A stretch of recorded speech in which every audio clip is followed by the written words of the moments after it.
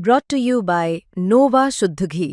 जब जब खाए दिल खुश हो जाए, सदियों का नोवा शुद्ध देसी घी, सपना स्वस्थ भारत का। I love घी घी घी घी घी।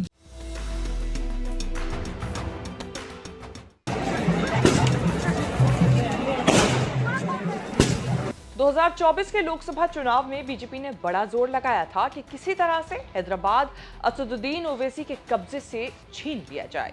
बहुत सोच समझकर हिंदू इमेज वाली नेता माधवी लता को हैदराबाद में उम्मीदवार बनाकर चांस लिया। माधवी लता और बीजेपी ने पूरा जोर लगाया, लेकिन ओवैसी तो ओवैसी ठहरे। बीजेपी को मौका नहीं दिया हैदराबाद में पैर जमाने का, लेकिन अब जो हुआ है उसने ओवैसी की हैदराबादी सियासत और कांग्रेस दोनों के लिए घंटी बजा दी है।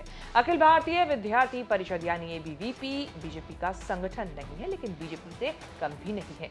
आरएसएस का छात्र संगठन एबीवीपी देश के यूनिवर्सिटीज में छात्र राजनीति करता है। अरसे से जोर लगाया हुआ था कि अगर बीजेपी हैदराबाद नहीं जीत पा रही तो कम से कम वो हैदराबाद सेंट्रल यूनिवर्सिटी एचसीयू के छात्रों में जगह बना ले। 7 साल पहले एक बार एबीवीपी ने ऐसा करिश्मा किया भी था।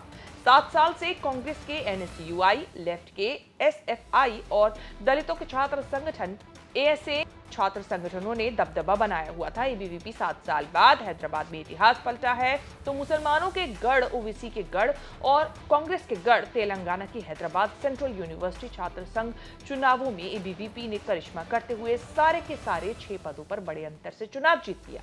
एबीवीपी के शिवा पालेपू अध्यक्ष, देवेंद्र उपाध्यक्ष, श्रुति महासचिव, सौरभ शुक्ला संयुक्त सचिव, ज्वाला प्रसाद खेल सचिव और वीनस सांस्कृतिक सचिव चुने गए।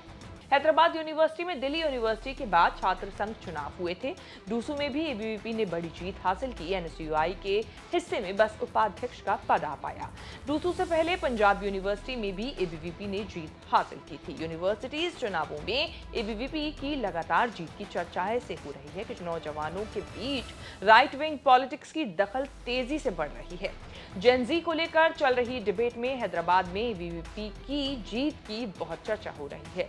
चुनाव तक छात्र संघ चुनाव की चर्चा हैदराबाद तक सीमित थी। नतीजे में एबीवीपी की जीत के बाद हैदराबाद की चर्चा नेशनल लेवल पर हो रही है। राहुल के जेन-ज़ी मुहिम को धक्का लगा तो बीजेपी के नेता नारे लगा रहे हैं कि जेन-ज़ी एबीवीपी के साथ है। बीजेपी आईटी सेल के हेड अमित मालवीय ने राहुल गांधी को सुनाया कि कोई राहुल गांधी को टिश्यू का एक डिब्बा भेजे जो जेन-ज़ी क्रांति के बारे में भ्रम में रहते हैं, जबकि एनएसयूआई केंद्रीय विश्वविद्यालयों से खत्म हो रही है। माफ कीजिए, राहुल 6 पैक दिखाना और मंच पर उछल कूद करना जेन-ज़ी को प्रभावित नहीं करता। दूरदर्शिता, स्पष्टता और नेतृत्व प्रभावित करते हैं। हैदराबाद के रिजल्ट राहुल गांधी के लिए इसीलिए भी झटका है क्योंकि उनकी पॉलिटिक्स में अब जेन-ज़ी फोकस में है। वोट चोरी से लेकर नौकरी, रोजगार के मुद्दे राहुल जेन-ज़ी यानी नौजवानों को अट्रैक्ट करने के लिए ही उठा रहे हैं, लेकिन पंजाब, दिल्ली से लेकर हैदराबाद तक मामला जमा नहीं। रेवंत सरकार के भी खतरे की घंटी है। कुछ दिनों बाद हैदराबाद की जुबली हिल्स विधानसभा सीट पर उपचुनाव होने हैं। कहा जा रहा है कि लेफ्ट, दलित और एनएसयूआई के आपसी टकरावों से एबीवीपी ने बाजी मार दी। दलित छात्र संगठन Ambedkar student union ASA, left के छात्र संगठन एसएफआई अलायंस को लेकर टकराव हो गया। एएसए 2 मुस्लिम छात्र संगठनों, मुस्लिम लीग के छात्र संगठन, मुस्लिम स्टूडेंट फेडरेशन, जमाते इस्लामी के छात्र संगठन फ्रेटर्निटी को अलायंस में लाना चाहता था। एसएफआई ने दोनों संगठनों को कट्टरवादी बताकर साथ लेने से मना कर दिया। इससे एएसए और एसएफआई का अलायंस टूट गया। विरोधियों में कलह का भरपूर फायदा भगवा संगठन एबीवीपी ने उठा लिया। एनएसयूआई पर फोकस की सरकार के एक फैसले की मार पड़ी। हैदराबाद यूनिवर्सिटी के पड़ोस में कोचा गाची बोवली जंगल की 400 एकड़ जमीन सरकार ने रीडेवलपमेंट के लिए देने का फैसला किया था, जिसके खिलाफ यूनिवर्सिटी के छात्रों ने विद्रोह कर दिया। एबीवीपी के छात्रों ने फ्रंट पर आकर जंगल बचाने की लड़ाई लड़ी, पुलिस की लाठियां खाई, जेल गए। कांचा गाची बोवली कांड ने छात्र संघ चुनाव से पहले फायर का काम किया। कांग्रेस विरोधी छात्रों को एकजुट होने का मौका मिला, जिसकी काट एनएसयूआई नहीं निकाल पाई।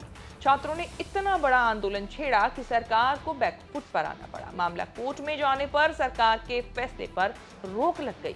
रेवंत सरकार के उस फैसले ने छात्रों के बीच कांग्रेस की इमेज खराब की। कीमत एनएसयूआई ने भारी हार के साथ चुकाई।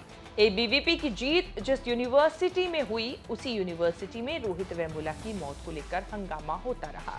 बीजेपी एबीवीपी से जुड़े लोग संदेह और सवालों के घेरे में रहे। 2016 में पीएचडी कर रहे दलित छात्र रोहित वेमुला ने भेदभाव और उत्पीड़न से तंग आकर जान दी थी। Rohit Vemula Ambedkar student union ASA के लिए सक्रिय छात्र नेता थे। रोहित वेमुला की मौत के छींटे एबीवीपी बीजेपी कैंप पर लगे। इतने सालों तक खूब राजनीति होती रही। अब जाकर एबीवीपी रोहित वेमुला वाले दाग को धोने और विवादों की यादें मिटाने में कामयाब रही। रोहित वेमुला की मौत के बाद एसएफआई एएसए ने मिलकर जीत हासिल की थी, लेकिन 2018 में एबीवीपी की बड़ी जीत हुई थी। अलग बात है कि आगे संगठन लीड बरकरार नहीं रख पाया क्योंकि बदनामी का कैंपेन भारी पड़ा। 7 साल बाद हैदराबाद यूनिवर्सिटी में एबीवीपी ने जोरदार वापसी की है। शेष भारत की इस रिपोर्ट में इतना ही। इस रिपोर्ट को लेकर आपकी क्या राय है, कमेंट करके जरूर बताएं। इस तरह की खबरें आगे भी देखने के लिए बने रहें न्यूज तक के साथ। कालांतर में बहुत सारे मुद्दों पर बहसें हुई हैं, बहुत सारे मुद्दों को विपक्ष ने उठाया है, लेकिन ब्रांड मोदी जो है वो ब्रांड मोदी है। उसके वजन में, उसकी लोकप्रियता में कोई कमी नहीं आती है। देखिए नीरज, युद्ध और युद्ध के समय जो भाषा का इस्तेमाल है वो बहुत इंपॉर्टेंट रोल प्ले करता है। अगर आप युद्धोन्माद को यहां पहुंचा देंगे और आपकी अगर टारगेट अचीवमेंट यहां होगा तो ये जो गैप है ये आपका लोकप्रिय बनाएगा। आज की तारीख में अगर आप जाके तमाम जो सोशल मीडिया प्लेटफॉर्म्स हैं उन पे अगर आप देखेंगे, जो दक्षिणपंथी लोग जो प्रधानमंत्री नरेंद्र मोदी का गुणगान क्या करते थे, अंधभक्ति क्या करते थे, आज वहां पे किस तरीके की टिप्पणियां हो रही, मैं नाम नहीं लेना चाहता हूं, जिस भाषा का इस्तेमाल वहां हो रहा है वो इसलिए है क्योंकि जब आप कहेंगे आर पार की लड़ाई होगी, इस बार तो मिट्टी में मिला देंगे, जब आपकी सेना वहां मिट्टी में मिला रही थी पाकिस्तान को, तब आप अचानक आपने सीजफायर क्यों कर दिया? आप इंदिरा गांधी की 1971 की बात आप करते हैं और कहते हैं हमने वो मौका गंवा दिया जब हमारे पास 90,000 पाकिस्तान के प्रिजनर्स ऑफ वॉर थे, हमको पीओके ले लेना चाहिए था उस वक्त, उसके बदले में हमने नहीं लिया। आपने जब उनके 9 एयरफील्ड्स को डिस्ट्रॉय कर दिया और आप अंदर घुस रहे थे, तो पाकिस्तान के साथ सीजफायर की शर्तें होनी चाहिए। मुझे लश्कर तैयबा का चीफ चाहिए, मुझे जैश ए मोहम्मद का चीफ चाहिए और मुझे इन राइटिंग गारंटी चाहिए कि आइंदा कभी आप इस तरीके की हरकत नहीं करेंगे और पीओके लेना चाहिए।